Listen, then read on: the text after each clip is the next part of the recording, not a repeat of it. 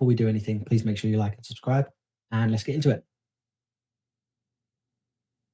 Wuthering Heights is directed and adapted by Emerald Fennell, who I believe did Saltburn, and stars Jacob Elordi and Margot Robbie as Heathcliff and Catherine Earnshaw, which is based on the novel, although this does take different steps than the novel. And releasing this on Valentine's Day is a bold move.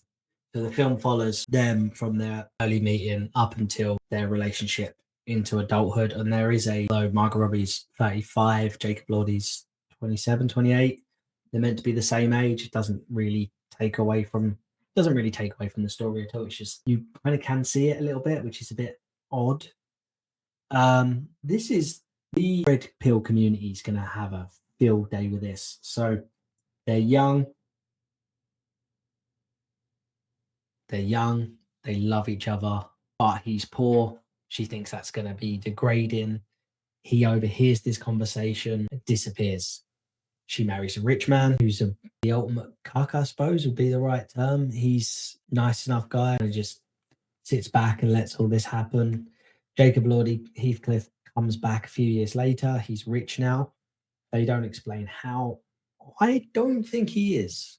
He's been gone for 5 years, but he comes back. He wears the same outfit every day. He has a cane now. Is that the indication of being rich? I don't know how expensive canes were back then. He buys Wuthering Heights, but it's a broken down, run down shack in the middle of nowhere. I couldn't imagine that would be massively expensive. And a few bottles of gin. So really, how wealthy is he? Not 100% too sure. And because it's a romance film for women, she starts cheating. And that's pretty much the entire plot. And I will say Jacob Elordi's acting ability from this Hey, stop! Noah! Stop! Look at me. to now is massively improved. This is not a romance film. I've never read the original novel. I did a bit of research for this. It's dire. It's bleak and it's miserable. And don't get me wrong, the acting performances are stellar, but there's no one in this that you root for. They're all horrible, miserable people. I don't know if I should be rooting for the woman who's cheating on her husband, or the guy that's disappeared for 5 years and comes back, knows she's married and doesn't mind sleeping with her, who's also a bit of a scumbag. The husband who sort of sees all this going on, it's heavily implied that he knows all of this and just sort of lets it happen. Stylistically, visually, it's beautiful to look at. Performances are great, but it's very much who are we here for? Who are we rooting for? And, Tom Hardy's previously played this role. A bunch of people have.